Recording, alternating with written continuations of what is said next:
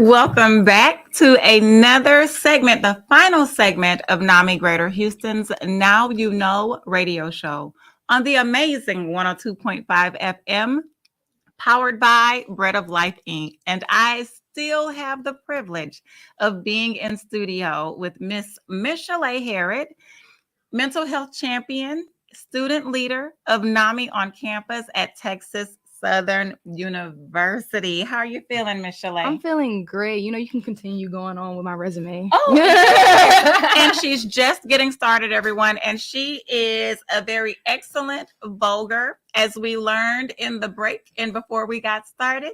Just a little inside humor. But as we wrap up our conversation, if you have been following along, Michelle started Texas Southern as a dual degree earner and as the mother of a young Black woman who graduated as a dual degree earner. I know that it is not easy. Not at all. It takes a lot of focus, it takes a lot of prayer, and it takes a lot of excellence to be able to operate at that level. And my hope is that someday we'll have NAMI on campus chapters for the students at the early colleges. Yes. That's just my personal hope. Yes. We can put it out there and see what happens, but call me. Yes. Call me. We don't even have to wait. You don't even have to wait, honestly. Niches? Yep. Let's just go ahead and say it. But as we wrap up, so I mentioned excellence, and we've talked a little bit about the myth or the mythos of Black girl magic. What comes to your mind when you hear people talk about Black girl magic? If I'm being honest. Be real. Yeah, be real. Irritation. Honestly, irritation. I know that is a hot take. I know that when people say Black girl magic, they're usually coming from a great place of like, oh, yes, you're strong. You did this. You're great.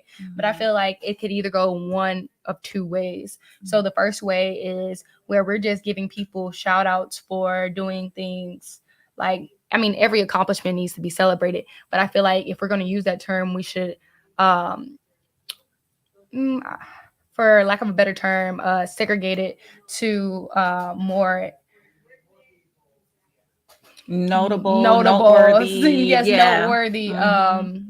noteworthy events and accomplishments. Okay. But and then the other way you could go is where you keep saying Black girl magic to this person, and the only time that they get that is when they're doing something not even just notable, but like amazing, groundbreaking, earth-shattering. And I feel like a lot of times there is just so much pressure, especially for young Black women. And I'm speaking from experience. When I get called, when they be like, oh, you got Black girl magic, you're so amazing. Well, thank you. Thank you. Wait,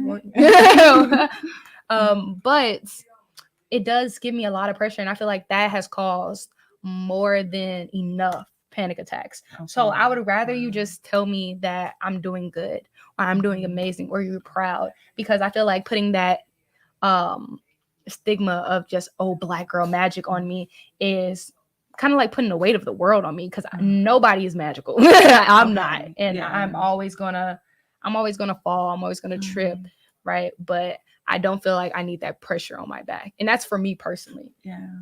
So you feel like it sets like a really high standard. Yes, right? Like it really does. Sets a really high standard, and it makes it harder for you to give yourself grace. Yes. Because you feel responsible for living out everyone else's dreams for your own life. Yes. Is that what I can relate to that. And you're right. It is a hot take, because we're led to believe that we're supposed to be proud, to be like the strong Black woman, the Black girl magic, excellent, Black excellence, the whole everything.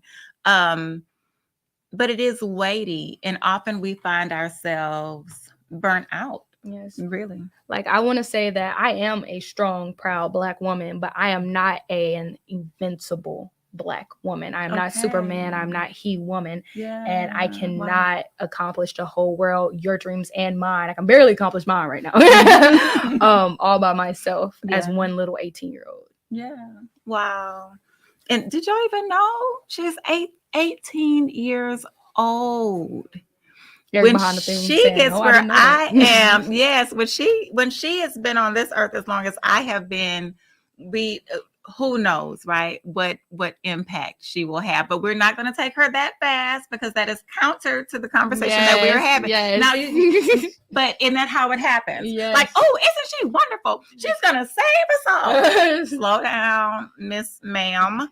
It runs counter. And we were talking about Dr. Judith Joseph. Yes. I came across Dr. Joseph's her feed on Threads, and she talks a lot about high functioning depression, Mischale, and I had never heard of high functioning depression before. And I shared her feed just in the break. And what did you say about the edges? About the edges? It was like, it was real, but it was a little too real. Like, I didn't think she was going to come for me like that. Because she stated in that something similar to the fact of high functioning depression. People who have high functioning depression usually don't take no for an answer, but then get upset when their body tells them no from exhaustion and lack of rest. And I was like, okay, get out of my business, because you didn't have to do me like that. But it's a good idea to consider this early in your journey. And so I have her feed pulled up here, and just, to read a little bit that Dr. Judith Joseph shares with us. She says, high functioning depression is a complex and often misunderstood condition where individuals express depressive symptoms, but continue to meet and exceed their daily responsibilities. Yes. These individuals may appear perfectly fine on the surface, but internally, they often have persistent feelings of sadness, emptiness, and self-doubt. People with high functioning depression also are masters at masking their pain. And her clinical study on high functioning depression aims at better understanding this condition. So if you are interested in learning more, check out Dr. Judith Joseph. She has a lot of really good information, and we have wonderful clinicians here in the Houston area doing this work. And we also have really great peers in the NAMI Greater Houston Network. Yes, that's what we're here for, guys. Like, we're not a therapist, but we are a great support system. So if you go to any of those campuses that we mentioned earlier, I really strongly encourage you to get in contact with these NAMI on campus individual organizations.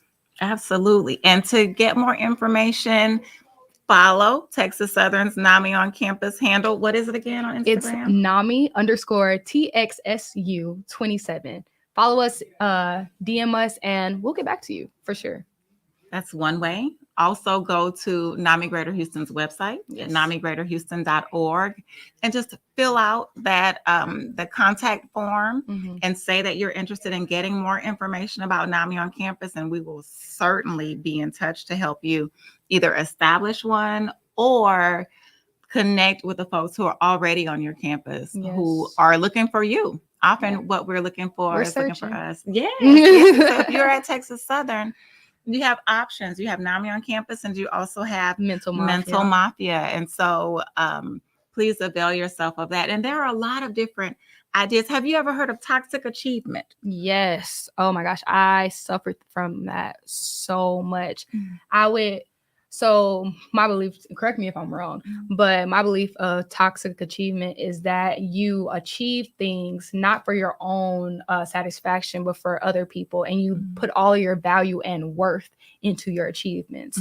And I can say I strongly dealt with that. And I still can say I am currently dealing with that. And this is why, and thank you for that. So this is why when I think of the work that you plan to do with the healing circles at Texas Southern, I can see an opportunity to kind of work through some of that. So for those of us who don't know what healing circles are, do you mind explaining to us what they are, what they do, how they work? Okay.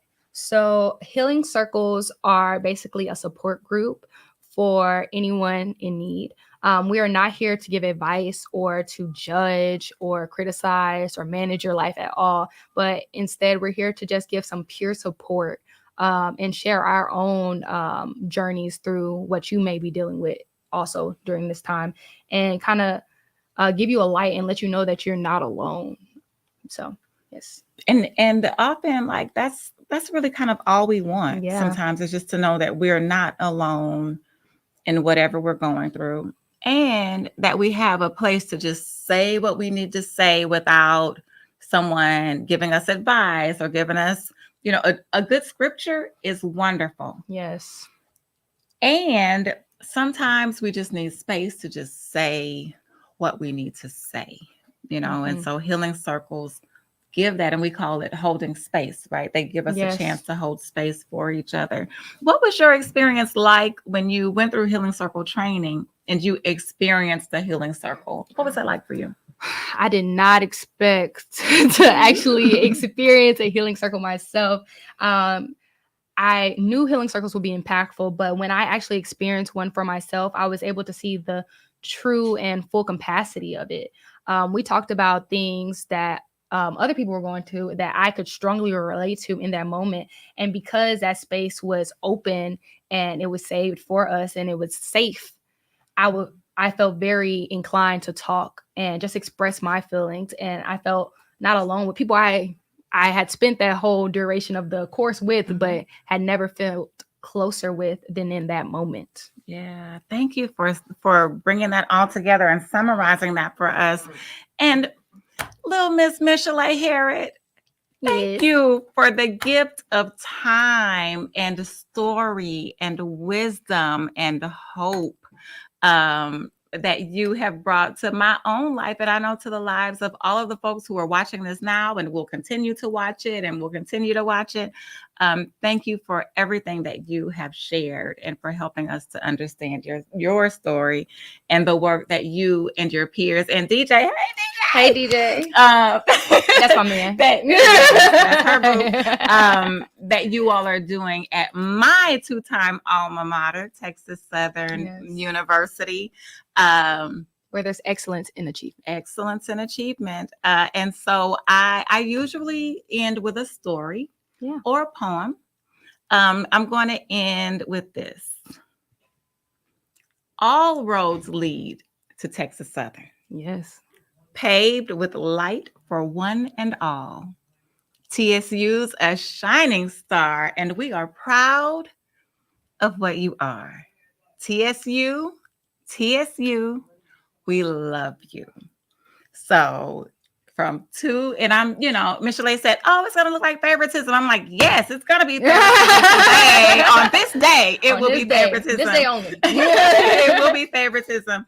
But every NAMI on Campus Club, of course, is dear to my heart. And I'm looking forward to our conversations with Maddie and Leela coming up in a couple of months. And we're lining up to be able to share each story with you all.